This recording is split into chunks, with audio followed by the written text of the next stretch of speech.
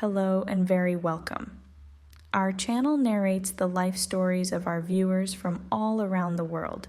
To protect individuals' privacy, names are sometimes altered in the stories. My name is Alice, a pretty girl whom everyone complimented on my beauty and cuteness since I was a child. This attention boosted my confidence, making me believe that wherever I went, everyone would like me. As a result, by middle school, I began dating various boys. Since my family wasn't strict or religious, they didn't criticize or restrict my clothing choices. I did whatever I wanted, and at that age, half of the boys in our neighborhood liked me. Eventually, my sister tried to guide me, warning that my behavior might not be in my best interest, but I didn't listen. When I entered high school, I decided to focus seriously on my studies, and that's when I met a girl named Anna. Anna's family had just moved to our neighborhood, and I was the first friend she made. Anna was a mischievous girl, and after we became friends, things got even more lively for both of us. At the start of our friendship, I'd often tell her that it was like God had created a second version of me, and that was her. Anna and I became very close friends, even though my older sister didn't like Anna's behavior. Still, I didn't let anyone disrupt our friendship. We studied together and turned 18, deciding together that we were done with school. Around that time, I received a marriage proposal. Ilya, a well-educated boy from a respectable family, had fallen deeply in love with me. I also liked his looks and wealth. On the day of his proposal, he was so calm and composed that I thought I'd fallen in love at first sight. Although Ilya's family didn't see me as an ideal match for him due to my young age and decision to quit studying, Ilya was determined to marry me. Since we lived in the same neighborhood, we already knew each other a little from a distance. After the initial conversations and my agreement to marry, the dates for the ceremonies were set. Anna was happier for me than anyone else and supported me a lot during that time. There were moments when I felt anxious and worried about losing my freedom and the things I used to do, but Anna gave me advice, teaching me the tricks to understand men. Even though Ilya didn't seem like the kind of man who would try to restrict me, I still had my concerns. Finally, after a few months, our wedding took place, and it was beautiful. Ilya's family, being financially well off, spared no expense, and the house Ilya bought for us was only a few blocks away from my own family's home. In the early days of our marriage, everything was wonderful. Ilya paid a lot of attention to me, and I was thrilled with the excitement of newlywed life. Even though his family occasionally made remarks that bothered me, Ilya's kindness washed away all my frustrations. Anna often praised my life and got along well with Ilya. They were like brother and sister. Sometimes Ilya would tell me that since Anna was single, her lifestyle wasn't always suitable for me, but he didn't have any issues with her, and my marriage didn't disrupt our strong friendship. Some time passed in our marriage, and Ilya was always respectful, never once treating me poorly, even during arguments, though we rarely fought, as Ilya was so calm that he never let things escalate. My life was going well, and I even started considering finding a match for Anna with one of Ilya's good friends, Seper, whom I liked and thought would be a good fit for her. Then, one day, Anna called me and told me that it was one of her friend's birthdays, and she wanted us both to go together to the party. I initially refused and told her that since I can't stay out late, I couldn't go with her to that party. But Anna insisted and said she would talk to Ilya herself and get his permission for me. After that, she hung up to call Ilya. A few minutes later, she called me back and said that Ilya had agreed. I couldn't believe it, so I told her I needed to talk to Ilya myself.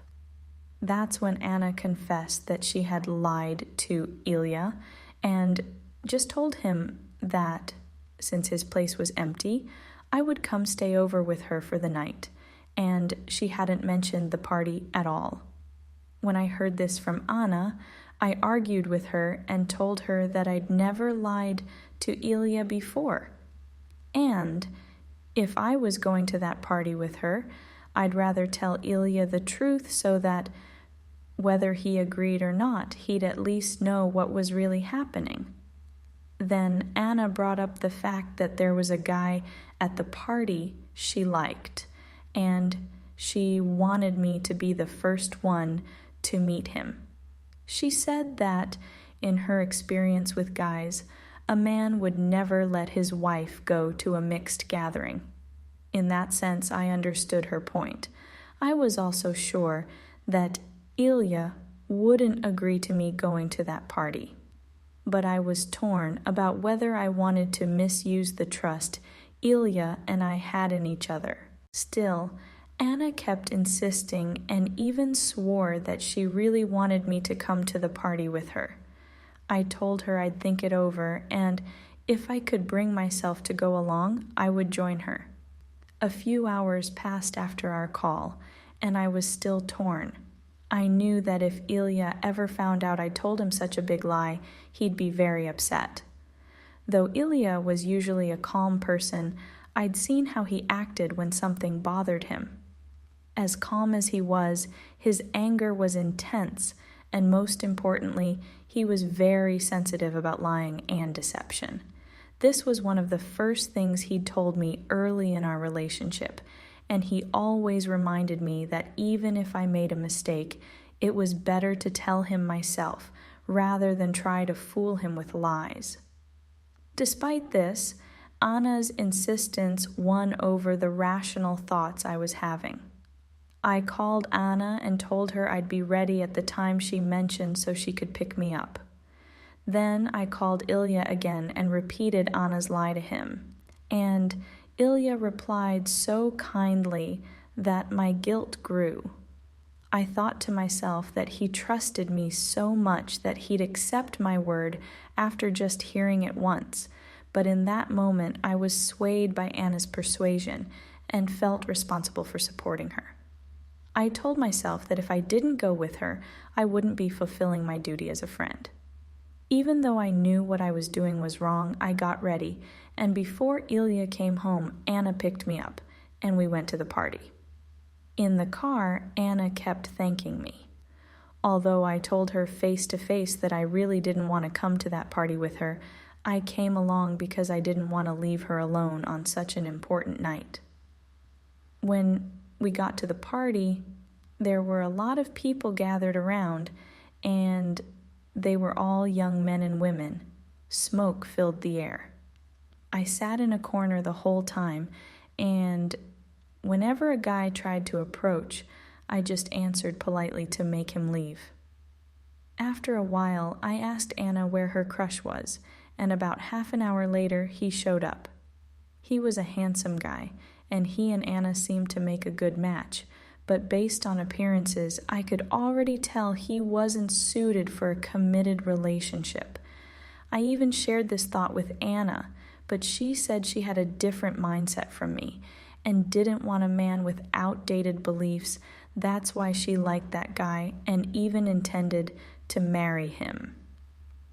Since the party lasted late, I wasn't worried because I had told Ilya that I would stay at Anna's house that night. So I was definitely planning to return home in the morning or around noon. The party continued until around 3 a.m, and eventually we were about to leave. I was very tired, and we wanted to go to Anna's house, which was a secret apartment she had gotten for herself. We got into the car, but along the way the car broke down, and we were far from Anna's place. We couldn't just leave the car at the side of the road that late at night, so we called roadside assistance. At first, there was no answer, but after waiting a long time, finally, they sent someone over.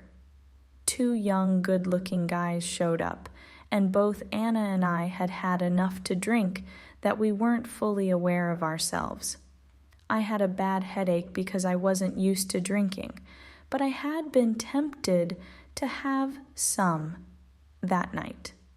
The 2 young men, who seemed to like us, started asking questions, like what party we were coming from and where we were headed. Anna started sharing the details of everything, and I, unlike usual, joined in on the conversation, laughing and chatting, forgetting that I was married and the possible consequences that could come from this later. We kept talking and laughing with those guys, and after they took the car to their facility, they offered to accompany us to Anna's place. At first, I thought they might just be worried about us since we were 2 young girls. But on the way, they took the drinks Anna had with her and drank them. And by then, none of us were fully aware of what we were doing. Even I, who usually stayed mindful. The 2 guys came into the apartment and one kept coming close to me, while the other went toward Anna. They ended up staying with us that night. But when we woke up in the morning, those 2 guys were gone, and I felt an unusual pain in my body. When I looked at myself and at Anna, I realized what had happened between the 4 of us that night. I quickly woke Anna up and told her what had happened to us. She was panicking, and I was worried about what kind of answer I could give as a married woman. I gathered my things and returned home, where I saw that Ilya had left for work and no one was home. At least I had a few hours to myself to gather my thoughts and figure out what I would say to Ilya. When I looked at myself in the mirror, I noticed some marks on my body that Ilya would surely notice, revealing my lie. That day, Anna also had to reveal the address of her apartment to her sister because of what had happened. She ended up losing the apartment, as her family wouldn't allow her to keep it, though she didn't spend much time there anyway. That day, I didn't say anything to my husband, and Ilya didn't mention anything either. But 2 nights later, Ilya tried to get close to me, and I pulled away. When I noticed his face turned somber, I told him that I was feeling a cold coming on and didn't want him to get sick. Although Ilya was upset, I managed to get through the night. Later, Anna told me that one of those guys had called her. He was the same guy who had helped with her car that night, and since he had her number, he asked to meet up. I agreed to go, and we arranged to meet the 2 guys. They had given us the address of a guest house. Although I was reluctant to go, I went again at Anna's insistence. She said that since what happened had already happened, at least if he was a good guy, she could stay in touch with him. And apparently, he had shown interest in her. When we arrived at the guest house, both guys were there.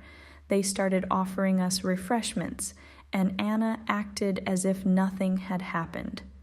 But when she told one of the guys that it was wrong of him to get close to us, he claimed that we had actually been the ones to ask for it that night. Since we had all had a lot to drink, we couldn't clearly remember anything from that night.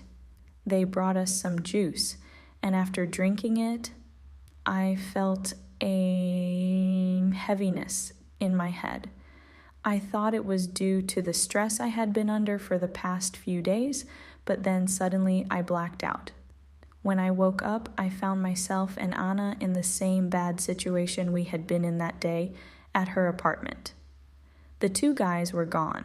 This time, when we woke up and tried to leave the guest house, I saw that guy, whose name was Lucas, coming toward me.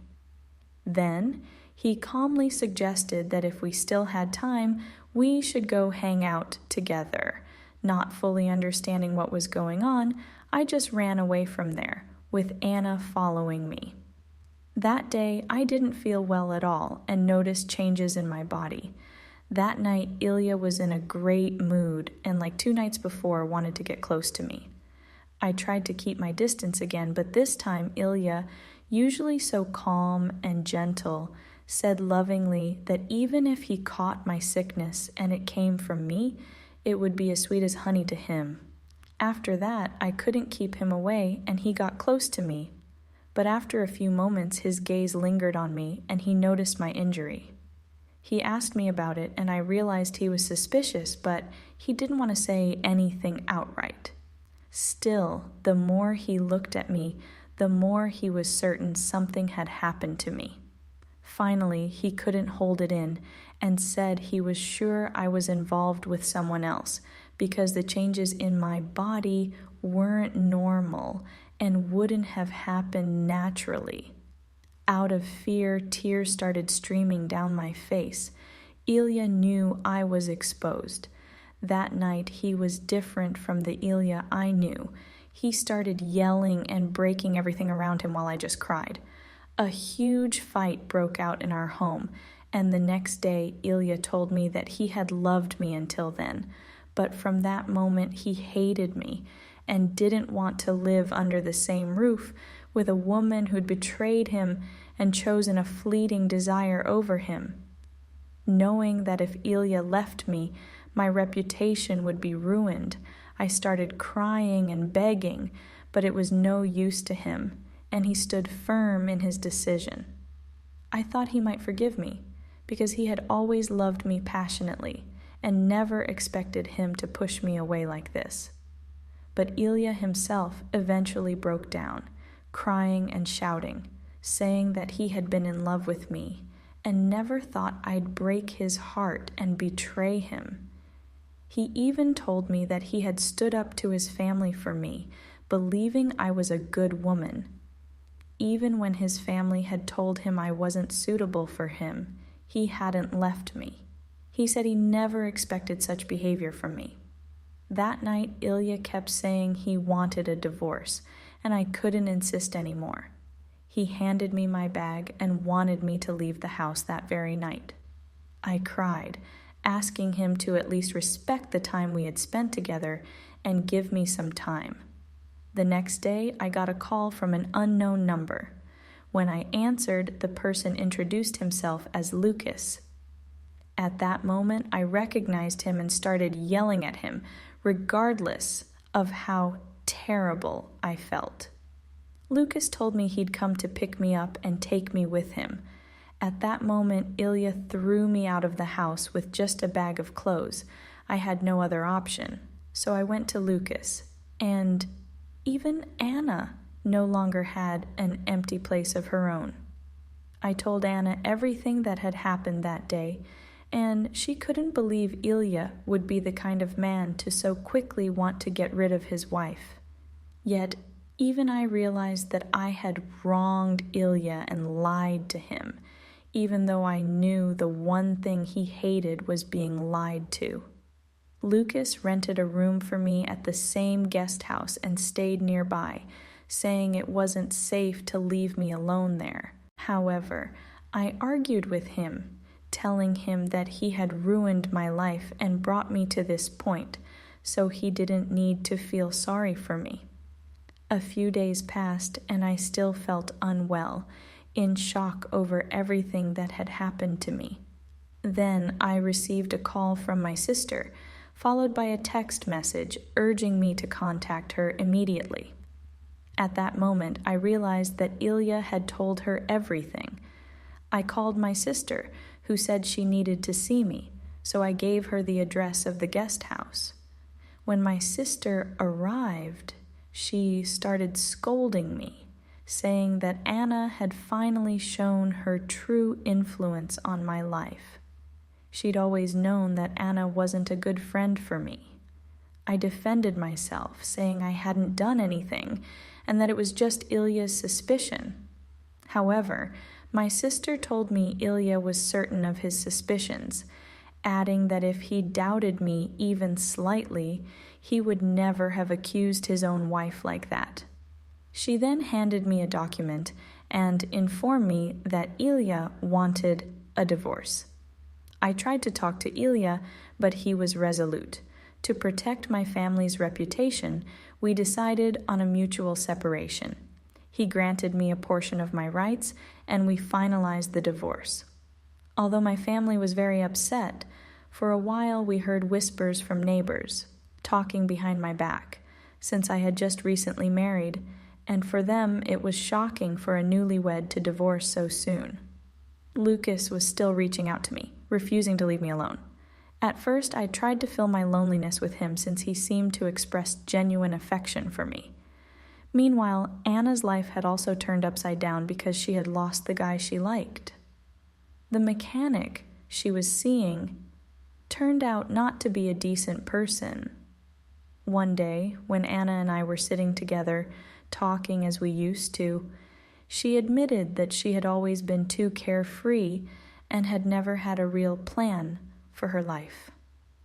Now, in her late 20s, she realized her mistakes, feeling that her prime years were gone. She even apologized to me for being part of the reason my marriage fell apart, admitting that if she hadn't pushed me that day, I might still be living with my husband. I always believed that everyone has a destiny, some parts of which they can change and others that are in God's hands. If something is meant to happen, it will happen.